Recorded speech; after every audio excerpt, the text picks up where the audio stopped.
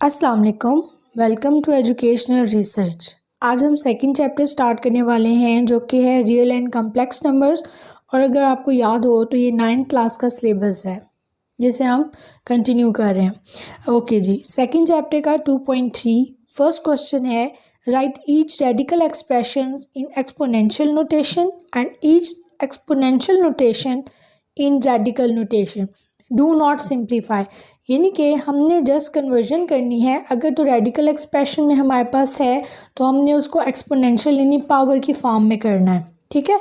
और अगर पावर की फॉर्म में है तो हमने उसको रेडिकल एक्सप्रेशन में कन्वर्ट करना है। अब अगर फर्स्ट क्वेश्चन की तरफ देखें तो ये हमारा जो है वो रेडिकल एक्सप्रेशन में मौजूद है। हमने क्या करना है कि इसको हमने पावर की फॉर्म में कन्वर्ट करना है जिसको हम कहते हैं एक्सपोनेंशियल नोटेशन। ओके जी, अब -64 है हमारे पास और यहाँ पे देखें तो अंडर रूट के ऊपर यहाँ पे छोटा सा 3 लिखा हुआ है। इसका मतलब है कि इसकी पावर है 1/3। अगर हमारे पास अंडर रूट हो तो इसकी वैल्यू होती है 1/2, ठीक है। अगर इस अंडर रूट के यहाँ पे छोटा सा 3 लिखा हुआ हो 1/3, इसी तरह 4 हो तो 1/4। इसलिए यहाँ से हमें पता चला कि इसकी पावर जो है वो 1/3 है, तो हम इसे पावर में इस तरह से लिख सकते हैं, ठीक है जी।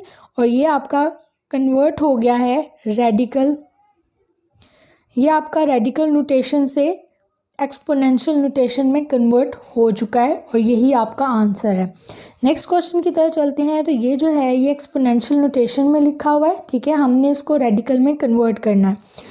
अच्छा जी, 2 सबसे पहले हम पावर को डिफ्रेंशिएट कर लेते हैं। ये है 3 × 1/5। हम इसको इस पावर को इस तरह से भी लिख सकते हैं, ठीक है। अब यहाँ पे 2 की पावर 3 एज इट इज़ रहेगा। अब अगर आप यहाँ पे देखें 1/5 है, जैसे कि मैंने यहाँ पे बताया कि यहाँ पे जो वैल्यू होगी वही उसका ओवर में यहाँ पे आ जाएगा।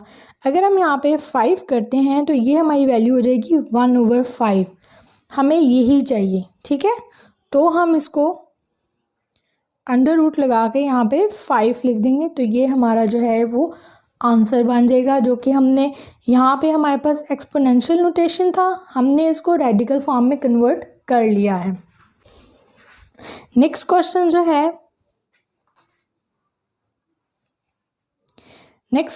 है वो अगेन हमारा जो है एक्सपोनेंशियल नोटेशन में है, इसे हमने रेडिकल में कन्वर्ट करना है। ये तो बिल्कुल सिंपल सा है, -7 है, ठीक है। और यहाँ पे 1/3 है, यानी कि हमने ये वाला यूज़ करना है अंडर रूट क्यूब का, ठीक है। जब हम क्यूब का यूज़ करेंगे तो ये हमारा जो है वो आंसर है, यानी 3 और यहाँ पे अंदर -7। क्लियर। और नेक्स्ट क्वेश्चन जो है वो अगेन एक्सपोनेंशियल फॉर्म में है, हमने इसे रेडिकल में कन्वर्ट करना है, ठीक है जी। y सबसे पहले हम इसकी पावर्स को अलग-अलग करेंगे, -2 × 1/3, ठीक है। ये जो 3 है 1/3 ये क्यूब रूट में कन्वर्ट हो जाएगा और यहाँ पे रह जाएगी -2। अब आपको पता है ये भी आंसर आप लिख सकते हैं। दूसरा, यहाँ पे जो इसकी पावर है वो माइनस में है, ठीक है। तो हम एक स्टेप और कर सकते हैं इसका, वो ये कि जब इसकी पावर माइनस में हो तो हम इसे कुछ इस तरह से भी लिख सकते हैं। तो इसकी जो पावर है वो नेगेटिव से पॉजिटिव में आ जाएगी। तो ये दोनों आंसर जो हैं ये आपके सेम है, चाहे आप ये वाला लिखें या ये वाला लिखें, इसका कोई फ़र्क नहीं पड़ेगा इस पर, ठीक है जी। नेक्स्ट क्वेश्चन पे आते हैं। नेक्स्ट क्वेश्चन है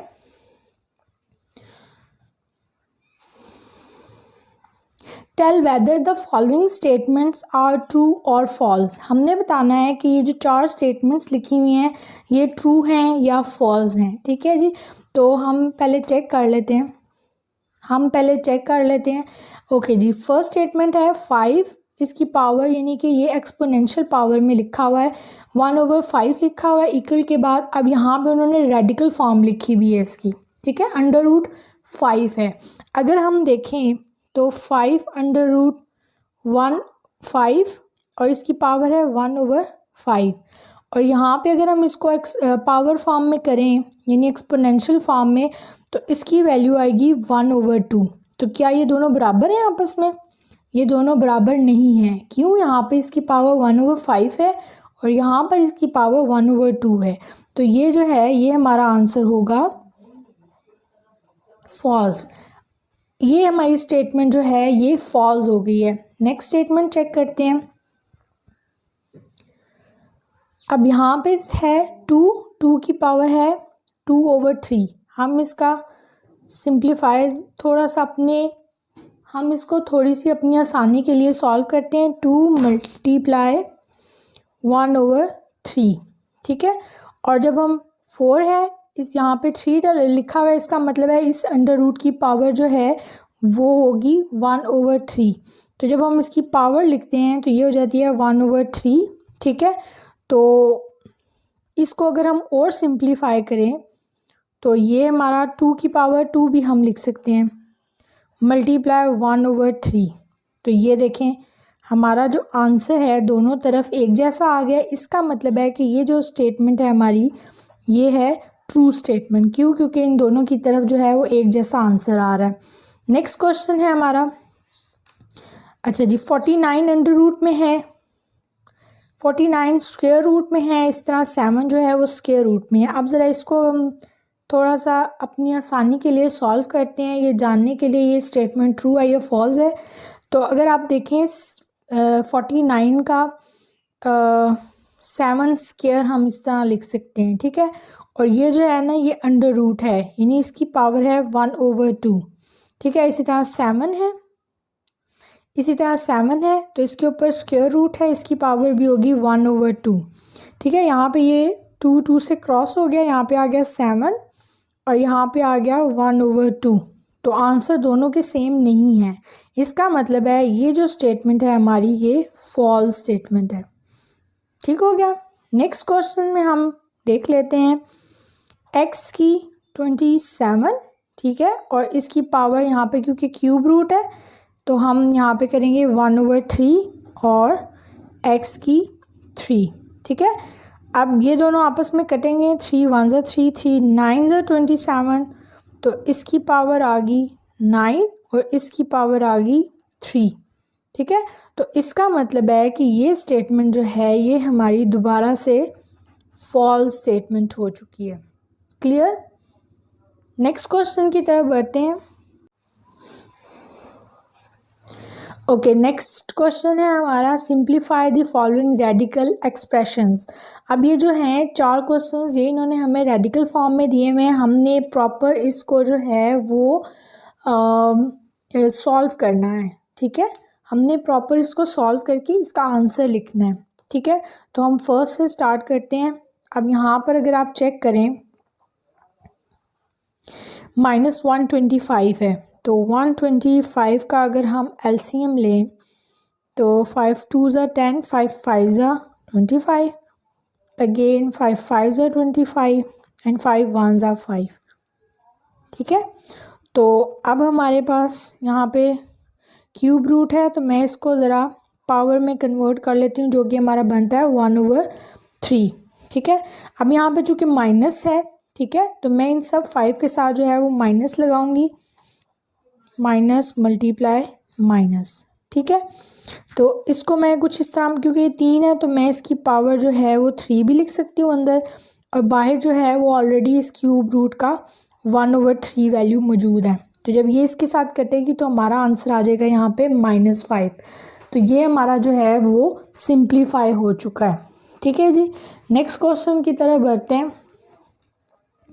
नेक्स्ट में भी हमने कुछ इसी तरह से करना है। सबसे पहले ये जो 32 है इसका हमने यहाँ पे एलसीएम लेना है। ये एलसीएम आई होप सो कि आपको आता हो, ये तो बहुत छोटी क्लासेस से जो है वो स्टार्ट कर देते हैं। 2 × 1 = 2, 2 × 6 = 12, 2 × 8 = 16, 2 × 4 = 8, 2 × 2 = 4 एंड 2 × 1 = 2, ठीक है। अभी जितने हैं इसके मल्टीपल्स वो हमने यहाँ पर लिखने हैं, और इसकी उससे पहले जो है वो हम इसकी वैल्यू यहाँ पे लिख लेते हैं, ठीक है। कितने हैं? 1 2 3 4 5, 3 4 एंड 5, 1/4। जी, हमने एलसीएम लेके यहाँ पे लिख लिया। अब यहाँ पे इसकी पावर जो है वो 1/4 है। तो हमने यहाँ पे जो पावर बनानी है, मतलब जो इसका मल्टीपल्स इकट्ठे करने हैं, उसकी पावर जो है 4 होनी चाहिए। 1 2 3 4 ये जो हैं इनके हम मल्टीपल्स बना लेते हैं। 2 की पावर 4 मल्टीप्लाई ये अलग से 2 रह जाएगा और उसकी होल पावर जो है वो 1/4 है। जब ये पावर इन दोनों से मल्टीप्लाई होगी तो ये इसके साथ तो कट जाएगा। ये देखें 4 मल्टीप्लाई 1/4 मल्टीप्लाई 2, क्योंकि यहाँ पे अकेला है तो इसकी पावर जस्ट 1/4 आ जाएगी। ये इसके साथ कट गया तो ये आ गया 2 मल्टीप्लाई 2 की पावर 1/4, जिसको हम कुछ इस तरीके से भी लिख सकते हैं। अब ये 4th रूट है इसका। क्लियर। नेक्स्ट क्वेश्चन की तरफ जाते हैं। नेक्स्ट क्वेश्चन में अब हमारे पास जो है इसका 5 है। तो अगर आपको मालूम हो इसका अगर होल पावर रूट 5 में 5th में है, तो जो है हम इसका मतलब है कि इसका अलग से है और इसका अलग से है। ठीक है, तो इसका तो अब एलसीएम नहीं निकल सकता, ठीक है, क्योंकि इसका मल्टीपल एक ही है। हम इसका मल्टीपल निकालेंगे 32 का। तो 32 का यहाँ पे ऑलरेडी हमने निकाला हुआ है, तो ये 2 की 5 है। ठीक है, तो जब हम इसको कन्वर्ट करते हैं इसको हम इसी तरह रखेंगे, क्योंकि ये जो है सॉल्व नहीं हो सकता। तो इसको ज़रा देखिए 5 और इस रूट की वैल्यू जो है वो 1/5 हो गई, जो इन दोनों के साथ कट जाती है, और नीचे जो है वो हमारे पास आता है 2, और ये जो है ये आपका फाइनल आंसर है। नेक्स्ट क्वेश्चन की तरफ बढ़ते हैं। नेक्स्ट क्वेश्चन में अब हमारे पास यहाँ पे माइनस की वैल्यू भी है, और अगर आपको मालूम हो कि अगर माइनस की वैल्यू हो, अगर आपको मालूम हो कि अगर यहाँ पे माइनस की वैल्यू होती है तो उसको अगर ऑड टाइम्स मल्टीप्लाई करो तो माइनस ही आता है। ठीक है, क्योंकि इसका जो है क्यूब है तो वो इसका कोई इशू नहीं होगा। -8/27 मैं इसको ऑलरेडी पावर की फॉर्म में लिख लेती हूँ। ठीक है, अब मैं इसको सॉल्व करना स्टार्ट करूँगी। अब 8 के मल्टीपल्स आप चाहे तो डायरेक्ट भी लिख सकते हैं, और चाहे तो इस तरह से एलसीएम लेके भी इसको निकाल सकते हैं। तो मैं इस तरह करूँगी -2 मल्टीप्लाई -2 मल्टीप्लाई -2। ठीक है, और यहाँ पे आएगा 3 मल्टीप्लाई 3 मल्टीप्लाई 3, और इसकी होल पावर जो है वो है 1/3।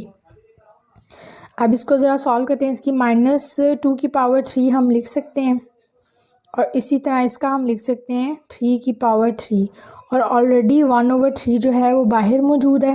तो जब ये दोनों के साथ मल्टीप्लाई होगा इनकी पावर्स के साथ, तो ये आपस में कट जाएगा। तो यहाँ पे हमारे पास आंसर आता है 2/3। ठीक है, आई होप कि आपको ये समझ आई होगी। इंशाल्लाह नेक्स्ट वीडियो में हम नेक्स्ट एक्सरसाइज को कवर करेंगे। अल्लाह हाफिज़।